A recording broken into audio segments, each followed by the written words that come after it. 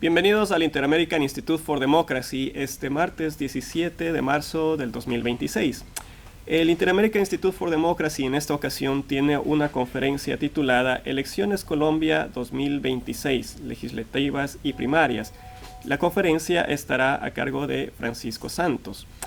Damos la bienvenida a todos quienes se han unido a través de las redes sociales y les indico además que el Inter-American Institute for Democracy es una entidad privada sin fines de lucro, es un think tank de los Estados Unidos, cuyo objetivo es la promoción, la difusión de los valores de la libertad, la democracia, los derechos humanos y la institucionalidad en las Américas.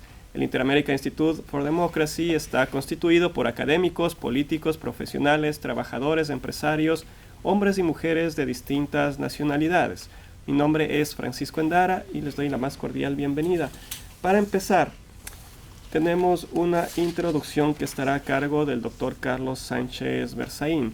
El Dr. Berzaín es el director ejecutivo del Inter-American Institute for Democracy, abogado, politólogo, ha sido ministro de la Presidencia, de Gobierno, de Defensa, diputado nacional de la República de Bolivia, además de escritor, catedrático y estadista. Bienvenido, Dr. Berzaín. Gracias. Muchas gracias. Bienvenidos a la conferencia Elecciones Colombia 2026. Hoy día, nuestro director y ex vicepresidente de Colombia, Francisco Santos, que acaba de llegar de Colombia, donde está activamente participando en el periodismo y en la vida política, nos va a hablar de las Elecciones Colombia 2026, que son extraordinariamente importantes. Colombia importa no solamente en el contexto de Latinoamérica, en el contexto del hemisferio occidental de las Américas, sino importa a nivel mundial. E importa este proceso electoral que ya ha comenzado y que va a terminar con el cambio de presidente, porque el resultado de esa elección puede representar no solamente el cambio de presidente, Petro se va, sino el cambio de la orientación política de un país tan importante como Colombia en un momento en el que, después de un cuarto de siglo, la geopolítica está cambiando en las Américas y en el mundo. Este primer cuarto de siglo del siglo XXI ha estado caracterizado por la expansión de la dictadura de Cuba, la toma del poder político por la delincuencia organizada transnacional, el sometimiento de todos los principios de la democracia, la expansión de las dictaduras de una Cuba a 5, Venezuela, Bolivia, Nicaragua, Ecuador con Correa, y también la creación de lo que denominamos los gobiernos paradictatoriales.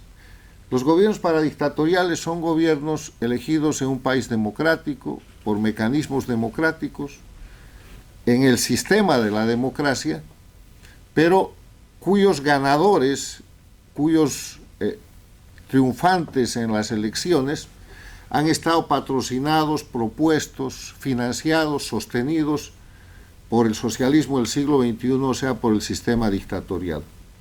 De manera que cuando llegan a ese poder, cuando toman el gobierno en un país democrático, someten la política exterior de ese país al servicio de las dictaduras, pero también someten el país y empieza un proceso de destrucción de la institucionalidad para trasladar el proceso y la institución democrática a las instituciones del socialismo del siglo XXI bajo el sistema dictatorial de delincuencia organizada. Y Colombia ha caído en esas manos. Colombia es hoy día uno de los 3 gobiernos paradictatoriales que sobreviven en la región. Hubo un momento en las Américas en que había más de una decena de gobiernos paradictatoriales. Los Kirchner en la Argentina, el obispo Lugo en el Paraguay, Mujica en el Uruguay, estaba bajo el mismo sistema, tomaron el Brasil, que persiste, tomaron México con López Obrador, que ahora persiste con Sheinbaum, controlaron Chile con Boric, que se acaba de entregar el poder, estuvieron en Honduras con Xiomara Castro y están en Colombia con Petro. Los 3 gobiernos paradictatoriales que ahora sobreviven Son Petro en Colombia, Sheinbaum en México y Lula en Brasil. ¿Y qué los caracteriza? La defensa abierta a la dictadura de Cuba y a todo el sistema de delincuencia organizada transnacional puesto en manifiesto en el fraude electoral de Venezuela, en la captura del delincuente hoy reo Nicolás Maduro, en las operaciones contra países como el Ecuador, que lucha para salir del sistema de delincuencia organizada y de la condición de narcoestado. Y cómo se expresa internamente, nos lo explicará más el vicepresidente Santos.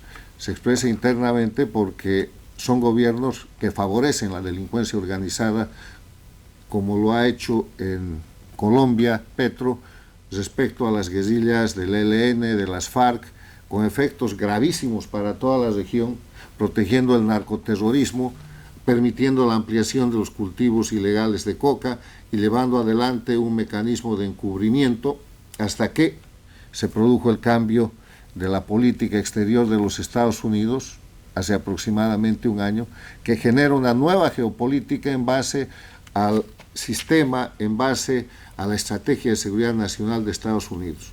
Y ese cambio ha producido también cambios importantes en la región. Hay ya 17 países latinoamericanos que se han integrado al denominado Escudo de las Américas para luchar contra la delincuencia organizada. No lo ha hecho ninguno de los gobiernos paradictatoriales y se están viendo resultados rápidos y extraordinarios en la región, en el Ecuador, en Bolivia, en la Argentina, en México. De pronto la lucha contra el narcotráfico se ha vuelto una actividad importante y una actividad destacada con efectos ciertos sobre la seguridad, sobre la sociedad de cada uno de los países. Hasta Colombia, después de la visita de Petro a el presidente Trump, ha empezado acciones, por lo menos de maquillaje, respecto a las guerrillas, pero lo importante en Colombia es que las elecciones que ya han comenzado y que vienen ahora con las elecciones presidenciales pueden cambiar y deberían cesar el régimen dictatorial que Petro quiere mantener a través de un candidato que obviamente financia, sostiene y que sería el próximo presidente paradictatorial de Colombia. De eso se trata.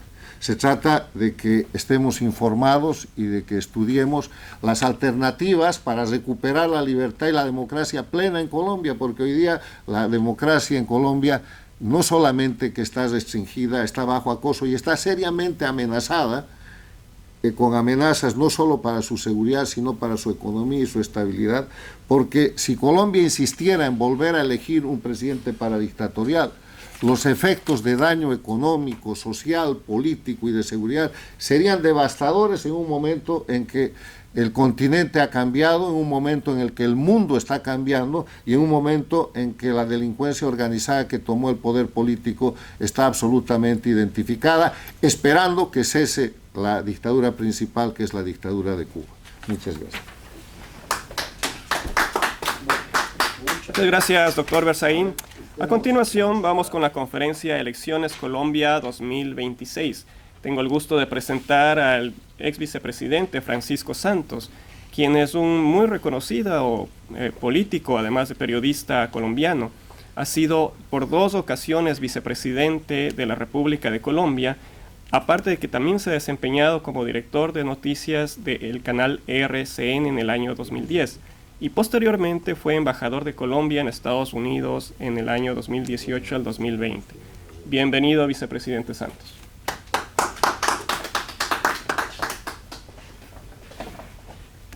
Bueno, muchas gracias y qué bueno poder hablar de las elecciones de Colombia, que son, yo diría, las elecciones más importantes en este primer semestre porque determinan muchas cosas a nivel continental. Si la batalla contra la dictadura en Venezuela se acelera, si Cuba, que ha visto en Colombia y en Petro un aliado fundamental, lo pierden, y si por el contrario Estados Unidos encuentra en un nuevo gobierno en Colombia un aliado que le facilite todo ese proceso de transformación geopolítica que por primera vez deja ver una luz al final del túnel en lo que tiene que ver con la democracia en Venezuela y con la democracia y el regreso a la libertad en la cabeza de la serpiente que es Cuba. Por eso estas elecciones son tan importantes y quiero empezar con un contexto. Obviamente Petro representa ese socialismo del siglo XXI que no respeta las instituciones, que las violenta, que cuando un poder judicial o un poder legislativo se opone a su visión o a sus leyes que quieren destruir la democracia, busca arremeter contra ellas. Hoy está arremetiendo brutalmente contra el proceso electoral, contra el registrador y contra el sistema electoral. ¿Por qué? Yo creo que porque si pierde quiere incendiar a Colombia. Y tenemos que tener eso muy claro. Ya empezaron a mover las mingas indígenas para ver si logran generar el mismo caos del 2021, pero los ciudadanos van a contestar. No nos va a volver a pasar lo del 2021. Que en esto quiero yo decirle claramente a las mingas indígenas, todo eso, que si piensan que va a pasar lo mismo del 2021, están equivocados porque los colombianos vamos a salir a la calle a defender nuestra democracia. Entonces, lo primero es que entendamos que Petro solo ve una victoria y que Petro quiere ver cómo incendia el país si no se le da. 1. 2. Petro tiene clarísimo que su futuro está en juego. Yo creo que su futuro, inclusive su futuro en términos de libertad, porque lo que va a empezar a salir de Venezuela va a ser muy grave, y por eso se la está jugando toda para que Iván Cepeda, un hombre mucho más rígido, mucho más dogmático, muchísimo más de izquierda, si se puede decir, que Petro llegue al poder, porque sabe que lo va a defender. ¿Y qué está haciendo en ese sentido, además de todo el proceso de disrupción del sistema electoral en que él fomenta y que quiere dejar como elemento para ver si logra desestabilizar la democracia? Primero, está haciendo lo que ningún presidente ha hecho en Colombia en su historia, y es, quizás lo hizo el presidente Santos en el 2014, pero no en las dimensiones que lo está haciendo Petro hoy, que es gastar presupuesto nacional para comprar votos a través de contratos. La brutalidad de contratación que se ha dado en los últimos meses, violando la ley que prohíbe hacerlo, es absoluta. No le importa que esos contratos se venzan en 6 meses o en 1 año y que no se puedan renovar porque no va a haber con qué pagarlos. El tema es ahora. Entonces, 1, a través de una contratación masiva, está generando eso. 2, está llevando a los contratistas a decirles, yo les doy este contrato aquí y acá, porque esto ya son órdenes de prestación de servicio y contrataciones directas, si usted y su empresa me ayuda a conseguir tantos votos. Es el segundo elemento que está utilizando clarísimo el gobierno para lograr desequilibrar, digamos, el sentir de Colombia y las elecciones y generar mucho más votos para su candidato. Entonces, esos 2 de parte del gobierno. El tercero, subsidios masivos que son insostenibles. Entonces, lo que estamos viendo es algo parecido a lo que hizo Alberto Fernández para tratar de lograr que Massa ganara contra Milei. Massa se gastó 1 punto del PIB. No sabemos ahorita cuánto se está gastando, pero debe estar probablemente en esas dimensiones. Entonces, esto tiene un elemento inmenso de favorabilidad al candidato de Petro, que es Cepeda, y de desequilibrio en las elecciones. Lo segundo que está pasando es que el presidente Petro, bajo su paz total, está favoreciendo a los narcotraficantes de una manera impresionante. Hoy, los grandes narcos colombianos están viviendo en Qatar tranquilos. Paz total. Y Petro les está diciendo, ¿ustedes quieren que esto siga o quieren tener problemas con el siguiente gobierno? Ayúdenme a que Cepeda sea presidente. Es más, es tan descarado lo que está haciendo que los mismos narcos sacaron un comunicado hace unas semanas diciendo no vamos a intervenir en las elecciones. Lo que quiere decir que sí van a intervenir, que sí están interviniendo, e intervienen de 2 maneras, financiando y generando recursos para comprar votos, ya comprar votos en la calle, en lo que su ministro del Interior es un experto, y por eso el presidente se hace mostrar como si estuviera en una gran lucha contra la compra de votos, cuando de verdad el PhD en compra de votos y en compra de elecciones lo tiene él de ministro del Interior. Entonces es el tercer punto o el cuarto punto con el que él va a tratar de mover las elecciones. Narcos, vengan. Abrazos y no balazos, lo llamaba AMLO, paz total, es lo que Petro llama este nuevo elemento. Quinto, FARC y ELN. Con ustedes necesitamos su apoyo en las regiones donde ustedes están presentes para subir los votos, y ya se vieron, y en las parlamentarias se alcanzó a ver algo de eso. Entonces, estos dos grupos también van a jugar durísimo en estas elecciones. Entonces, no son unas elecciones normales, son unas elecciones distorsionadas por el presidente, por los grupos armados y por el narcotráfico. Afortunadamente, perdieron su gran aliado, que era Maduro en Venezuela, que financiaba, que mandaba plata, que financió y mandó plata para la elección de Petro.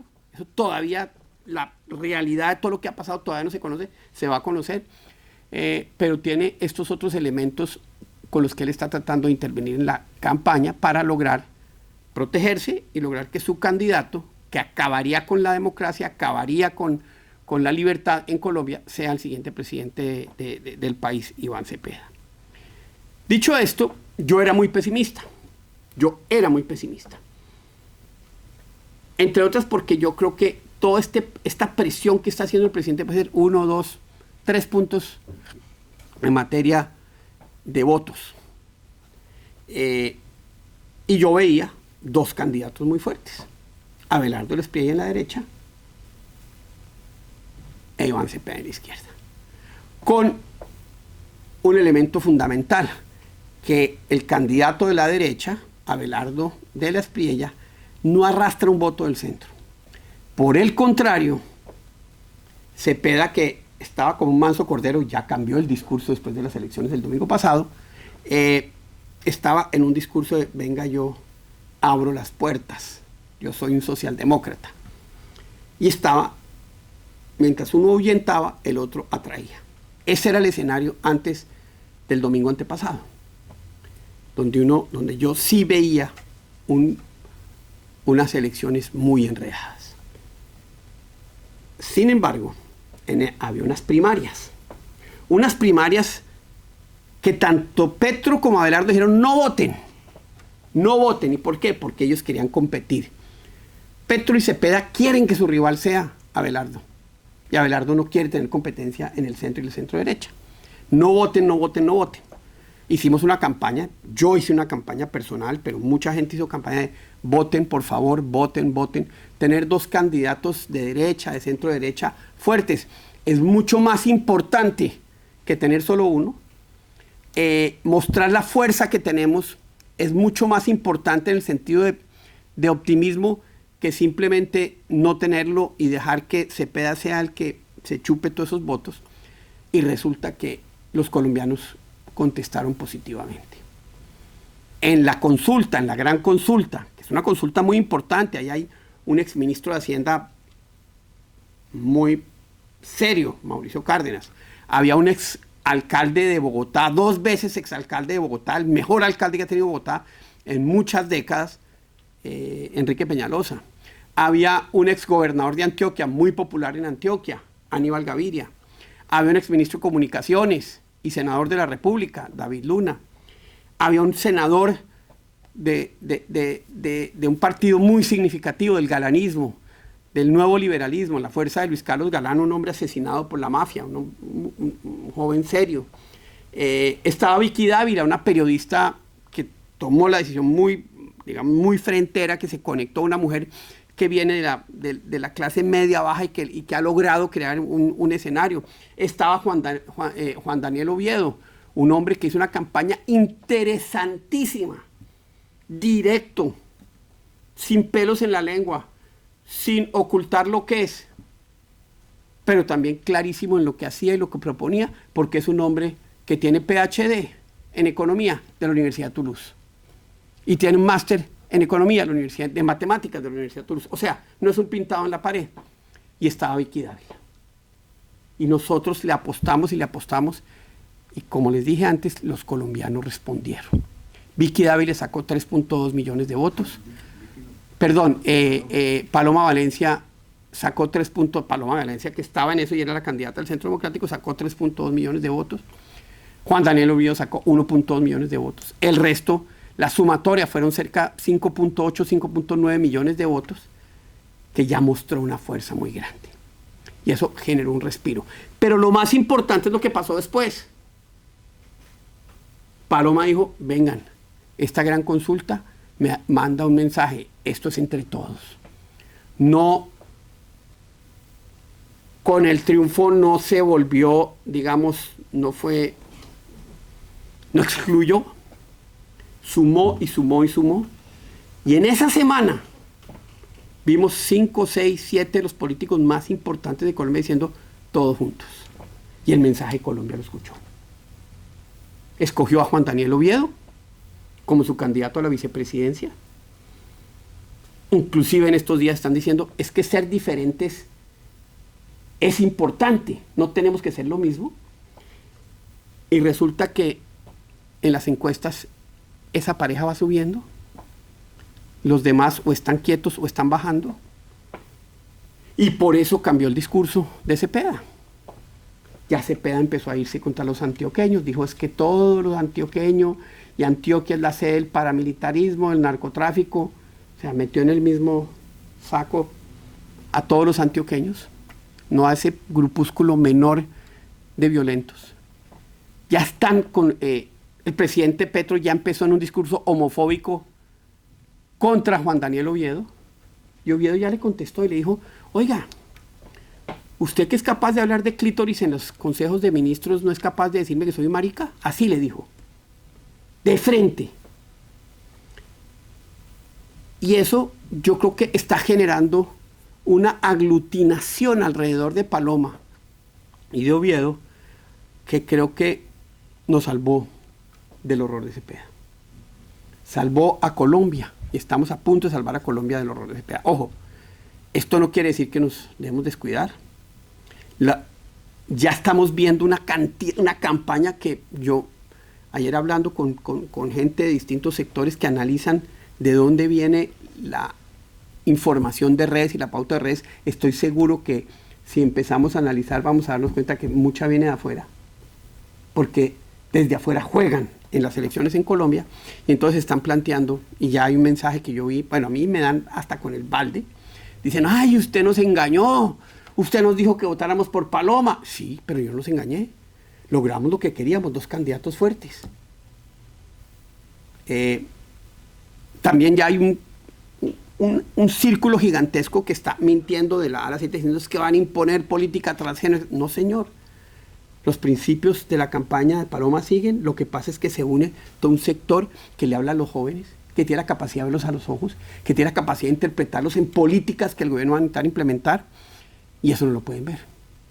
Desafortunadamente, desde la derecha también hay campañas en ese sentido, campañas negativas, pero eso muestra la fortaleza de este binomio y la debilidad de los otros dos. En Colombia hay centro. En Colombia hay centro.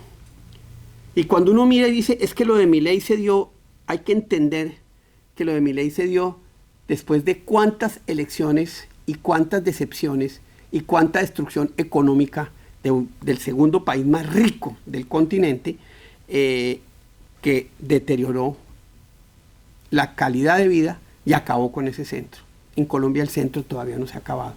Y por eso la decisión de Paloma Valencia, que requiere mucho valor, de escoger a Juan Daniel Oviedo como su candidato a la vicepresidencia, es lo que está abriendo las puertas a que Colombia se salve con absoluta claridad de Iván Cepeda, que hasta antes de las elecciones primarias era, sin duda, el favorito para suceder a Gustavo Petro. ¿Qué puede pasar? Pueden pasar 2 cosas en estas elecciones. Primero, que ante una subida cada vez mayor de Paloma se desplome Abelardo, y por eso quieren frenar y por eso quieren, digamos, presentar la candidatura de Paloma y de Juan David Oviedo como la están presentando, como si fuera una candidatura de izquierda, que no lo es. Es una candidatura de centro derecha con un centro moderno. Y la izquierda, obviamente, está atacando por todos lados, solo hablan de Uribe, como si Paloma fuera Uribe y no lo es. Y Uribe está diciendo, por todos lados. Oiga, mis errores son míos, no son de Paloma.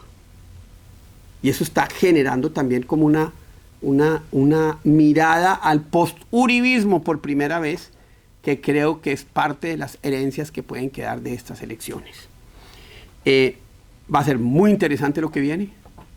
Va a ser muy interesante con tremenda desinformación y tremenda guerra sucia lo que va a pasar durante los próximos 2 meses.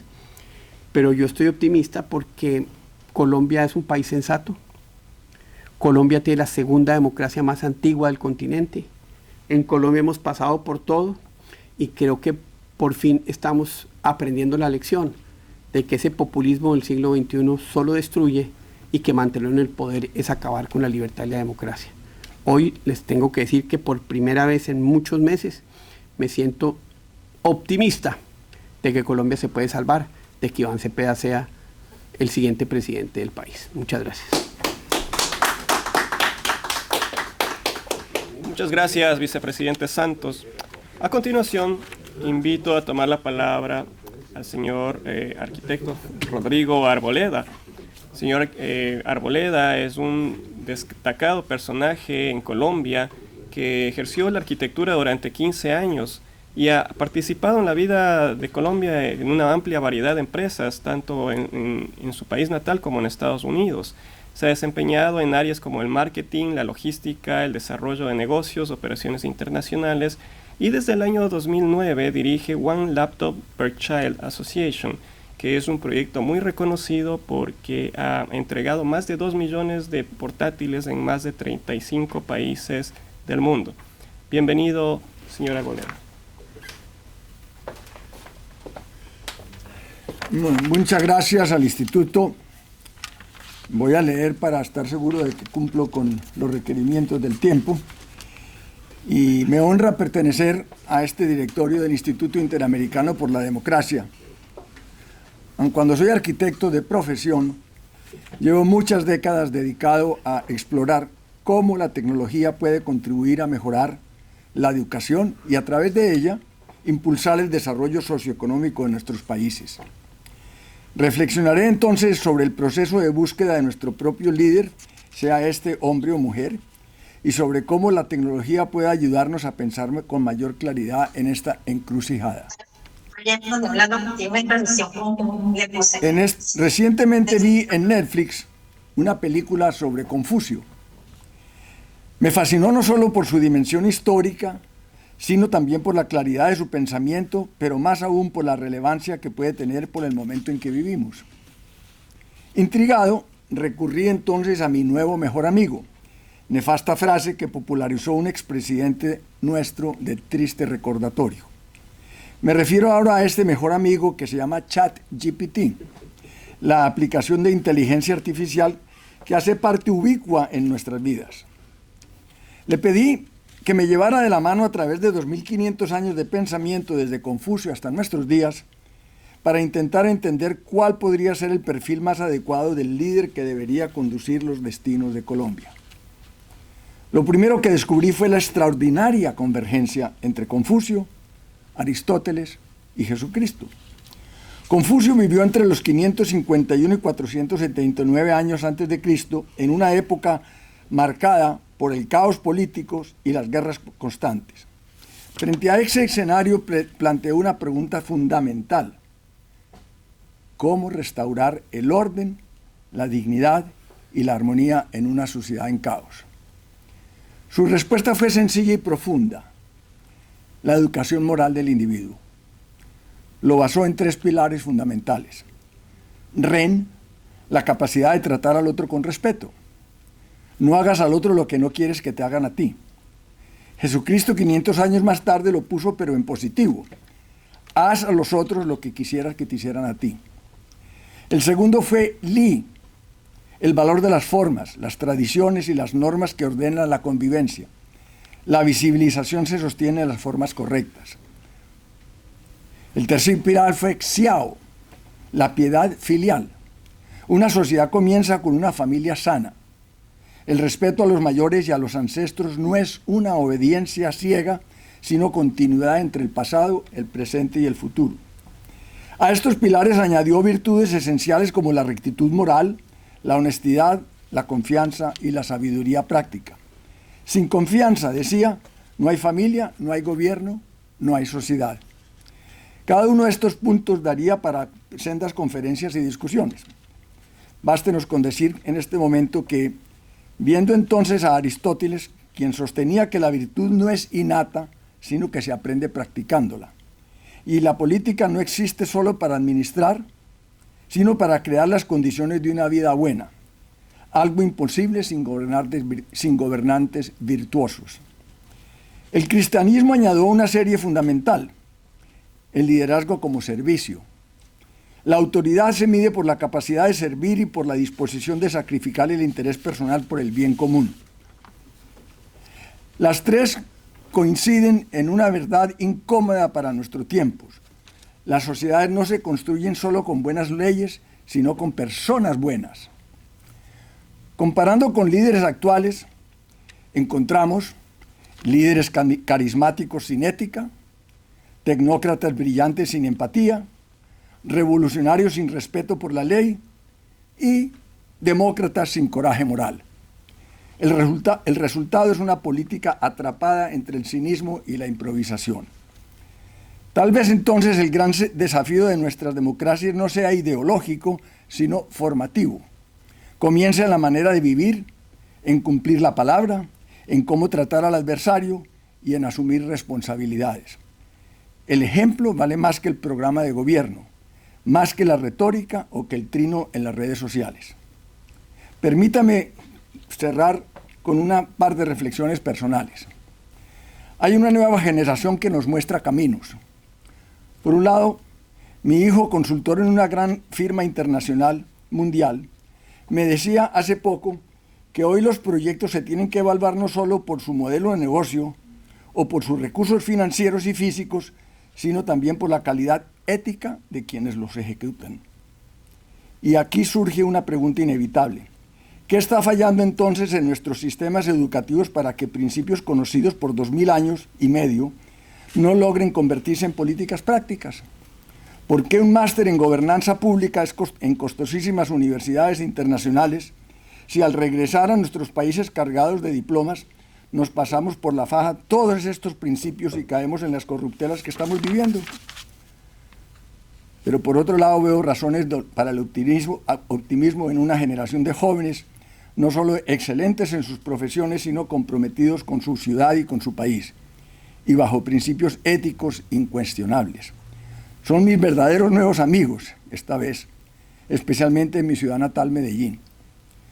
Aspiro entonces a que, apoyados no solo con las tecnologías, sino en este renacer de los valores que estos jóvenes nos demuestran, que esta vez sí lo sepamos hacer bien.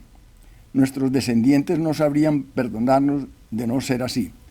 Y creo que con lo que acaba de comentar Francisco, ya vamos entendiendo quién es el candidato o la candidata en este caso, que tiene verdaderamente todas las características y atributos que acabamos de escuchar de esta gente que nos enseñó por 2500 años. Muchas gracias. Muchas gracias, señora Arboleda.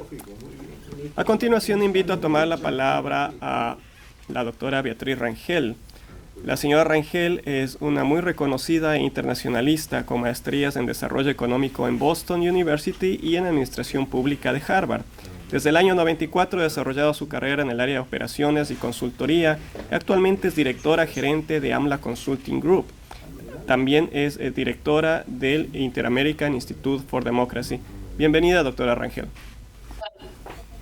Muchas gracias, Francisco.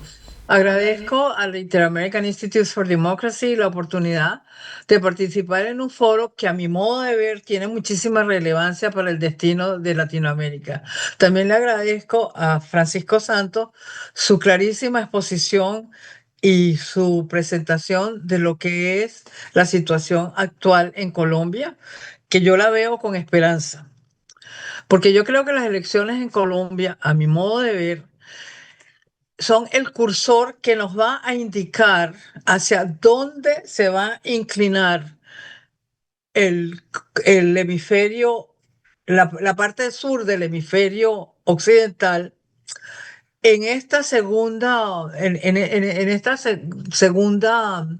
mitad del siglo XXI y que creo atisbar por los resultados de otros comicios en la región, como el caso de Panamá, de Bolivia y lo que está ocurriendo en Brasil, vienen a la mente como una selección clarísima que se la vamos a ver determinante en Colombia, de la preferencia de los electores por el regreso al centro. Y el regreso al centro es precisamente el regreso a la democracia, porque no hay manera de que de que funcione la democracia si no es moviéndose hacia el centro. Colombia anuncia este retorno al centro luego de varias administraciones de derecha y una de extremismo izquierdista que en esta tercera década del siglo XXI ha lucido como tardía, inoperante, destructora de las instituciones que proveen de servicios clave a la población y francamente cantinflérica, en el terreno, por lo menos en el terreno internacional. Yo no sé en el nacional, pero en el internacional, francamente parece cantinflérica. Prueba de la preferencia que por el centro tiene el electorado colombiano quedó patentada en la composición del Congreso, donde el soberano ha repartido sus preferencias con casi equidad entre los partidos de centro izquierda y de centro derecha. Esta decisión crea, además de las bases para lo que debe ser un Congreso en el cual no solamente estén representadas muchísimas de las visiones del electorado colombiano, sino que crea una dinámica fundamental, que es la de la competencia.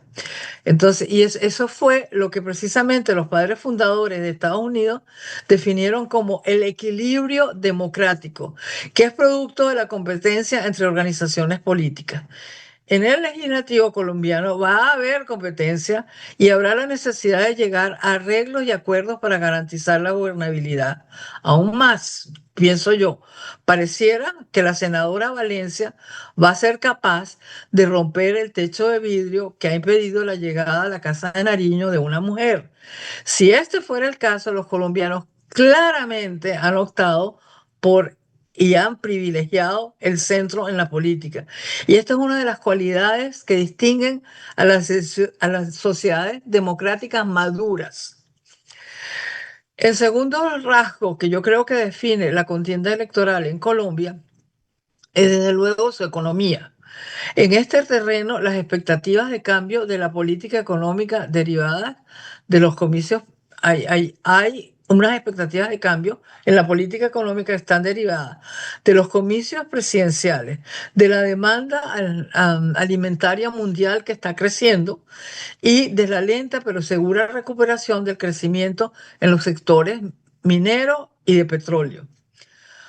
Podrían llevar estas condiciones, la tasa de crecimiento actual, que es del 2.6, la tasa de crecimiento actual real, que es del 2.6%, al 3.5% en el próximo año.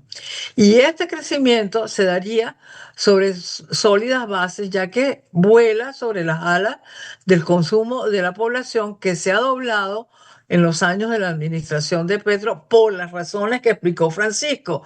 Pero yo quisiera decir aquí que una vez que la población incrementa su acceso al consumo, los patrones de consumo cambian fundamentalmente en la sociedad y crean condiciones para la innovación y el crecimiento futuro.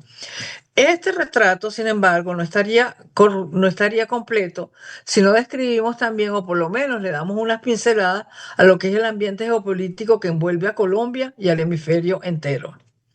Las necesidades energéticas del mundo industrial, o sea, de Estados Unidos, Europa, China y las naciones emergentes de Asia y África, han llevado a la regionalización de la política internacional. Para Europa, China, India, Japón y otras naciones pujantes de Asia y de África, el Medio Oriente es fundamental. Para Estados Unidos, Venezuela y Colombia puede jugar un papel estabilizador en la actual situación de Venezuela.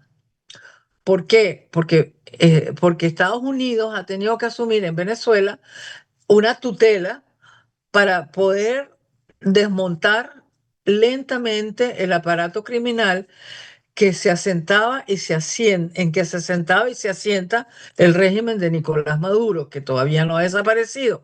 Ese proceso probablemente va a trascender una década. Colombia entonces se verá liberada en la medida que ese aparato criminal se desensambla. Colombia se va a ver liberada de un foco de violencia que emanaba de Venezuela y que le desestabilizó regiones enteras. Y se va a beneficiar de la demanda agregada de los venezolanos cuyas industrias han sido diezmadas por la administración chavista y tomará al menos una década reconstruir esa industria. Mientras tanto, las necesidades de Venezuela pueden ser cubiertas por el aparato industrial colombiano. Yo creo que esta dinámica económica va a servir dos propósitos, que es modernizar las industrias tanto en Venezuela como en Colombia y crear las bases de una asociación económica que podría ser similar a la Doctora que Rangel, se le queda un construyó. minuto, por favor. Sí, bueno, ya estoy terminando. Es muy similar a la unión económica que se presentó entre Alemania y Francia cuando terminó la Segunda Guerra Mundial. Entonces yo diría, la presencia de un gobierno centrista en Colombia y la tutela de Estados Unidos parecieran garantizar un buen momento para el crecimiento dentro de una integración económica seria. En conclusión, yo creo que las hojas del té anuncian el arribo al gobierno de una figura centrista como la senadora Valencia y que este evento tendrá repercusiones beneficiosas no solo para Colombia, sino por supuesto para la región entera. Gracias. Damos las gracias a la doctora Beatriz Rangel. A continuación invito a tomar la palabra al señor Norberto Spangaro. El señor Spangaro es un muy reconocido y connotado ejecutivo y empresario argentino con más de 40 años de experiencia en banca internacional. Es director de equipos de desarrollo y negocios globales. También es parte del directorio, es director del Inter-American Institute for Democracy. Bienvenido, señor Spangaro. Gracias, Francisco, gracias al Instituto por esta oportunidad. La verdad que sería una falta de respeto de mi parte dar opiniones sobre un país tan culto al que siempre admiramos como el país donde España mandó a los emigrantes más capacitados en su época, así que Colombia es para nosotros siempre un faro de tantas cosas lindas y buenas. Pero ciertamente hoy, en un rompecabezas de las Américas, Colombia es uno de los últimos lugarcitos que tenemos que llenar para que haya una democracia completa en nuestro continente. De ahí la importancia fundamental que tiene Colombia en el centro de nuestro continente y estas elecciones.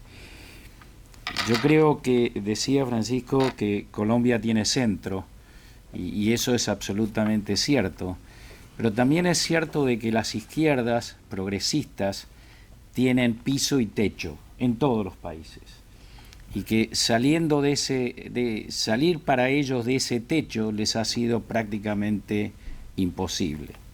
Lo han ganado a través de cuestiones que no son precisamente las que representan la democracia. Entonces yo tengo mucha esperanza de que Colombia en esta oportunidad actúe como actúan los países civilizados, que es reconociendo que el futuro está en un centro que sepa captar las necesidades de un pueblo que tiene desde todo punto de vista un futuro promisorio, si es que no se va a los extremos, cualquiera sea de ellos. Hablaban con mucha propiedad sobre Colombia, los partidos políticos, la gente. Yo creo que hay un factor ahora que ha tomado mucha preponderancia, que es la influencia externa en elecciones como las de Colombia. Y Colombia está viviendo en este momento una situación muy especial. Ha perdido, gracias a Dios, uno de los diablos de Latinoamérica, que era Maduro, y está en una crisis terminal, como decía Francisco, la cabeza de la serpiente, que es Cuba, que poco tienen de tiempo y de dinero para dedicar a elecciones en otros países. Es un momento muy particular. Quizás por omisión sean tan importantes, pero también hay otro país que está jugando un factor preponderante en todas las elecciones de Latinoamérica, que es Estados Unidos y el presidente Trump. Colombia, más o menos el 33 al 35% de las exportaciones de Colombia vienen a los Estados Unidos. Una de las cosas que ha ocurrido en los últimos años, los últimos 5 años, lo hemos vivido en Miami cuando subió Petro, la emigración colombiana, el dinero colombiano que vino hacia Miami, que nos inundó y nos subió los precios, entre otras cosas. Hoy en día Colombia recibe más o menos en el último año creo que 14 billones de dólares de remesas del exterior, la mitad de ellos van de Estados Unidos. Sé que la interdependencia de la economía colombiana con los Estados Unidos es enorme, es extremadamente importante. De ahí que el presidente Trump, por ejemplo, ha actuado de alguna manera muy inteligentemente con todo el tema de las tarifas en cuanto se refiere a Colombia, tratando de reducir el prejuicio que esas tarifas han producido en otros países. Creo que en todo este proceso que describía el vicepresidente Santos y que es optimista en él, pero creo que es optimista en todos después de estas primarias, el presidente Trump va a jugar un rol muy importante. Y juega un rol importante muy interesante porque genera en ese núcleo duro la posibilidad de buscar nuevamente el antiimperialismo como un elemento de campaña, pero por otro lado, en los sectores moderados que entienden un poquito más de economía saben la importancia que tiene tener una relación inteligente y preparada con los Estados Unidos. De ahí que haya que observar con mucho cuidado los movimientos que pueda hacer Estados Unidos en los próximos meses en cuanto al apoyo o no apoyo. El presidente ha dicho muy claro, y lo ha hecho en el caso de Argentina, le hizo ganar las elecciones a Milei, pero el caso de Argentina era muy diferente al que tiene Colombia en este momento. Entonces, creo que con sutileza, cosa que no es fácil, el presidente Trump puede tener un efecto muy, muy importante, quizás en el apoyo a Paloma o como sea, en esta posible, creo que casi segura, segunda vuelta. Es una esperanza. Colombia, yo tengo mucha esperanza de que Colombia actúe como ha actuado en el pasado cuando tuvo que enfrentar dificultades, porque tiene gente preparada, tiene muy buena capacidad y probablemente le cueste mucho a Cepeda salir de ese tope de 40% que tiene. Entonces, en una segunda vuelta el progresismo le cuesta mucho, a menos que la derecha se haga los goles en contra, como decimos en el fútbol. O sea, creo que el futuro de Colombia en este momento depende de la propia derecha, de cómo se estructure, se presente y evolucione en la segunda vuelta, sin entrar en peleas personales o ideologías extremistas que no van a llevar a ese centro. No sé cómo funciona en Colombia el tema de la abstención, pero no sea cosa que la abstención o la ausencia sea un factor negativo. Y un último llamado, yo he tenido la oportunidad de trabajar en las elecciones argentinas en Miami y en el exterior. Colombia tiene, según el censo, creo que tiene más de 2 millones de habitantes en los Estados Unidos, aproximadamente. Tiene una estructura consular muy buena, quizás de las mejores de Latinoamérica. Y yo le pediría a los colombianos acá, en Miami sobre todo, y en los Estados Unidos, voten, porque su voto tiene doble valor. Tiene el valor de alguien que está viendo el bosque y no está sufriendo el día a día, y tiene el valor de alguien que hoy está sosteniendo a su familia en la propia Colombia. Así que mucha suerte en mayo. Gracias.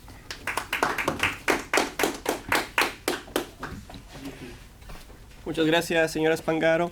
Con esto concluye la conferencia Elecciones Colombia 2026. Agradecemos la presencia de los directores del instituto y a quienes se unieron vía online. Un buen día.